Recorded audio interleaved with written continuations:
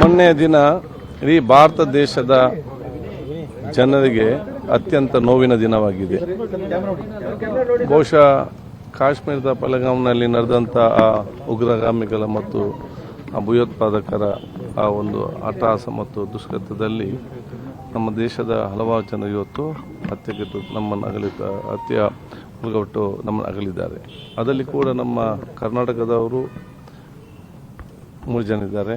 ಇದರಲ್ಲಿ ನಮ್ಮ ಶಿವಮೊಗ್ಗ ಜಿಲ್ಲೆಯ ಮಂಜುನಾಥ್ ಅವರ ಕುಟುಂಬಸ್ಥರು ಬಹುಶಃ ಆ ಒಂದು ಪ್ರವಾಸ ಹೋದ ಸಂದರ್ಭದಲ್ಲಿ ಮಂಜುನಾಥನು ಕೂಡ ಇವತ್ತು ಗುಂಡಿಕ್ಕಿ ಕೊಲ್ಲಲ್ಪಟ್ಟಿದ್ದು. ಬಹುಶಃ ಇದು ಎಲ್ಲ ಮಂಜುನಾಥ್ ಅವರ ಹತ್ಯೆ ಇರಲಿ ಮತ್ತು ಆ ದೇಶ ಘಟನೆಯನ್ನು ನಾವೆಲ್ಲಕ್ಕೂ ತೀವ್ರವಾಗಿ ಇವತ್ತು ನಾವು ಖಂಡಿಸ್ತೇವೆ. ಇವತ್ತು ಈ ಒಂದು ಕುಟುಂಬಕ್ಕೆ ಬಹುಶಃ ನಾನು ನಿನ್ನೆ ಬರಬೇಕಂತ ನನಗೆ ಇತ್ತು. ನಮ್ಮ ಉಲ್ಲಾದ ಉರುಸ್ ಕಾರ್ಯಕ್ರಮ ಇವತ್ತು ಬರಬೇಕಂತ ತೀರ್ಮಾನ ಮಾಡಿದ್ದೆ.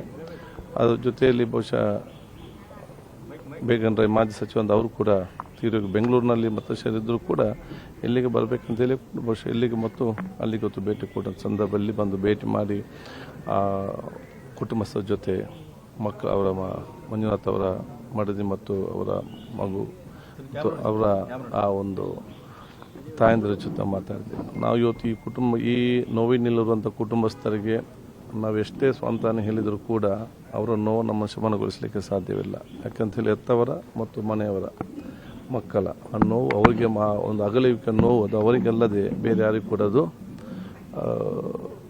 ಅದನ್ನು ತಡೆಯುವಂಥ ಶಕ್ತಿ ಬಹುಶಃ ಬೇರೆ ಯಾರಿಗೂ ಅರ್ಥ ಅಂತ ಹೇಳಿದರೆ ವಿಚಾರ ಬರಲಿಕ್ಕಿಲ್ಲ. ಅದು ಆ ಕುಟುಂಬದ ನೋವು ಅವರವ್ರಿಗೆ ಗೊತ್ತಿದೆ. ಅದು ಕೂಡ ಈ ಕುಟುಂಬದ ಜೊತೆ ಇಡೀ ದೇಶದ ಜನರು, ಇಡೀ ನಮ್ಮ ರಾಜ್ಯ ಜನರು ನಾವೆಲ್ಲರೂ ಕೂಡ ಅವ್ರ ಜೊತೆ ಇವತ್ತು ಇದ್ದೇವೆ ಅಂತ ಹೇಳಿಕೊಂಡು ಅವರಿಗೆ ಬಹುಶಃ ನಾವು ಬಂದು ನಮ್ಮ ಸಂತಾಪನ ನಾವು ವ್ಯಕ್ತಪಡಿಸಿದ್ದೇವೆ. ಅವ್ರ ಜೊತೆ ಮಾತಾಡಿದ್ದೇವೆ. ಬಹುಶಃ ಸಹೋದರಿ ಅವ್ರ ಪಲ್ಲವ ಆ ಒಂದು ಸಂದರ್ಭ ತಗೊಂಡಂಥ ಧೈರ್ಯ ಮತ್ತು ಆ ಮಗು ತಕ್ಕಂಥ ಧೈರ್ಯ ಮತ್ತು ದೇವರು ಕೊಟ್ಟಂಥ ಆ ಒಂದು ಅವರಿಗೆ ಆ ಕಾಲದಲ್ಲಿ ಕೊಟ್ಟಂಥ ದೊಡ್ಡ ಮಟ್ಟದೊಂದು ದೇವರು ಕೊಟ್ಟಂಥ ಶಕ್ತಿ ಅಂತ ಹೇಳಲಿಕ್ಕೆ ಬಯಸ್ತೀವಿ.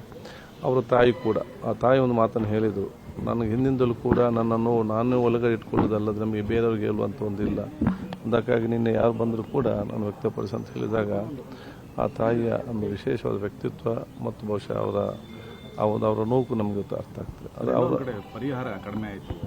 ಇದರ ಬಗ್ಗೆ ನಾವು ಚರ್ಚೆ ಮಾಡ್ತೇವೆ. ಫಸ್ಟ್ ನಾವಿಗೆ ಆ ಕುಟುಂಬಸ್ಥರಿಗೆ ಮಾನಸಿಕವಾಗಿ ಅವರು ಇವತ್ತು ಮತ್ತೆ ಆ ಒಂದು ಸುಂದರವಾಗಿ ಇರುವಂಥ ಒಂದು ವಾತಾವರಣ ನಾವೆಲ್ಲ ಇವತ್ತು ನಿರ್ಮಾಣ ಮಾಡಬೇಕು. ಅದಕ್ಕೆ ಇಡೀ ನಾವೆಲ್ಲ ಜೊತೆಯಲ್ಲಿ ಕುಟುಂಬ ಜೊತೆ ಇದ್ದೇವೆ. ಈ ಸಂಬಂಧಪಟ್ಟಾಗೆ ನಾವು ಖಂಡಿತವಾಗಿಯೂ ನಮ್ಮ ಇಲ್ಲಿ ಶಾಸಕ ಮಿತ್ರರು, ವಿಧಾನ ಪರಿಷತ್ ಸದಸ್ಯರು, ಮಾಜಿ ಸದಸ್ಯರು, ಹಿರಿಯರು, ಕಾರ್ಪೊರೇಟರ್ ನಮಗೆ ವಿಚಾರ ನಾವು ಚರ್ಚೆ ಮಾಡಿದ್ದೇವೆ. ಮನೆಯವರು ಅದನ್ನು ಏನು ಕೂಡ ಹೇಳಿಲ್ಲ. ಬಹುಶಃ ಇವತ್ತು ಅಲ್ಲ ಅದೇ ಅದನ್ನು ನಾವು ಪರಿಹಾರ ಜಾಸ್ತಿ ಕೊಟ್ಟಿದ್ದೀವಿ. ಅಲ್ಲ ಅದನ್ನೇ ನಾನು ಅಲ್ಲ ಅದಕ್ಕೆ ಬಗ್ಗೆ ಈ ಬಗ್ಗೆ ಖಂಡಿತವಾಗಿ ಸರ್ಕಾರ ಜೊತೆ ಮುಖ್ಯಮಂತ್ರಿ ಖಂಡಿತವಾಗಿ ಚರ್ಚೆ ನಾನು ಇವತ್ತು ಮಾಡ್ತೇವೆ. ಸರ್ ಏನು ಹೇಳಿದ್ರು ಸರ್?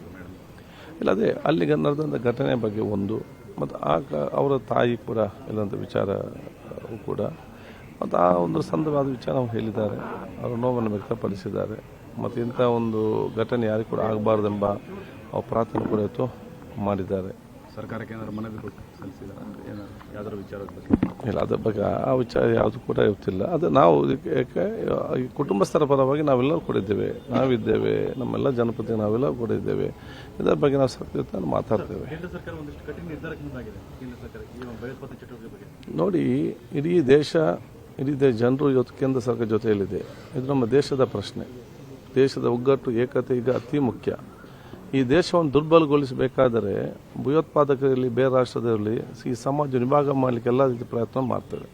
ಈಗ ನಮ್ಮೆಲ್ಲ ದೇಶದ ಇಡೀ ಸರ್ವ ಜನರು ನಾವೆಲ್ಲರೂ ಒಗ್ಗಟ್ಟಾಗಿ ಇವತ್ತು ನಿಂತು ರಾಜ್ಯಕ್ಕೆಲ್ಲ ಬದಿಗಿಟ್ಟು ಇವತ್ತು ದೇಶ ಏಕತೆಯಿಂದ ಇದ್ದು ಕೇಂದ್ರ ಸರ್ಕಾರಕ್ಕೆ ಮತ್ತು ಸರ್ವ ಆರ್ಮಿಗೆ ಎಲ್ಲರಿಗೂ ಕೂಡ ಸಂಪೂರ್ಣವಾದ ನೈತಿಕವಾದ ಬೆಂಬಲ ಕೊಟ್ಟು ಯಾರು ಈ ಕೃತ್ಯ ಮಾಡಿದ್ದಾರೆ ಅವರನ್ನು ಪತ್ತೆ ಹಚ್ಚಬೇಕು ತಕ್ಷಣ ಮತ್ತು ಕಠಿಣವಾದ ಕ್ರಮವನ್ನು ತೆಕ್ಕೊಂಡು ಇವರಿಗೆ ನ್ಯಾಯ ಕೊಡಬೇಕು.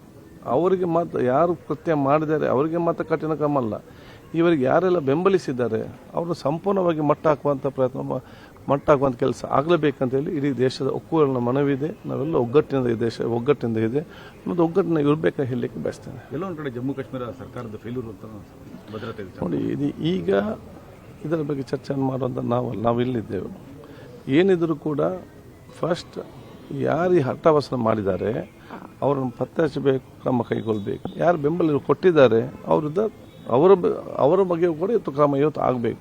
ಮುಂದಿನ ವಿಚಾರಗಳನ್ನು ಅಲ್ಲಿ ರಾಜ್ಯ ಸರ್ಕಾರ, ಕೇಂದ್ರ ಸರ್ಕಾರ ಎಲ್ಲ ಕೂತ್ಕೊಂಡು ಚರ್ಚೆ ಮಾಡಿ ಅದಕ್ಕೆ ಏನೇನಾಗಿದೆ ಅಂತ ಹೇಳಿಕೊಂಡು ಮುಂದೆ ನೋಡ್ಕೊಳ್ಬೇಕು. ಹೊರಗಡೆ ಕುಟುಂಬಸ್ಥರು ಮಾತಾಡ್ಬೇಕಾದ್ರೆ ನಮ್ಗೆ ಅದು ಪರಿಸ್ಥಿತಿ ಇನ್ನೊಬ್ರಿಗೆ ಬರಬಾರ್ದು, ಅವೇರ್ನೆಸ್ ಕ್ರಿಯೇಟ್ ಮಾಡಿ ಅಂತ ಹೇಳಿ ಒಂದು ಬೇಡಿಕೆಗಳನ್ನ ಇಲ್ಲ, ಬಹುಶಃ ಇವತ್ತು ಅಲ್ಲಿಯ ವಾಸ್ತವ ವಿಚಾರ ನೋಡಿಕೊಂಡು ಇವತ್ತು ಅಲ್ಲಿ ವಿಚಾರ ಹೇಳಿರುತ್ತೆ. ಖಂಡಿತವಾಗಿ ಅವರ ನೋವು ಇನ್ನೊರಿಗೆ ಯಾರು ಬರಬಾರ್ದಂತೆಲ್ಲ ಅವರ ಪ್ರಾರ್ಥನೆ ಇವತ್ತು ಮಾಡೋದಿದ್ದರೆ ಆ ನೋವಿನ ವಿಚಾರ ನಮಗೆಲ್ಲ ಅರ್ಥ ಆಗಬೇಕು, ಎಷ್ಟು ನೋವಿದೆ ಅಂತ ಹೇಳಿಕೊಂಡು.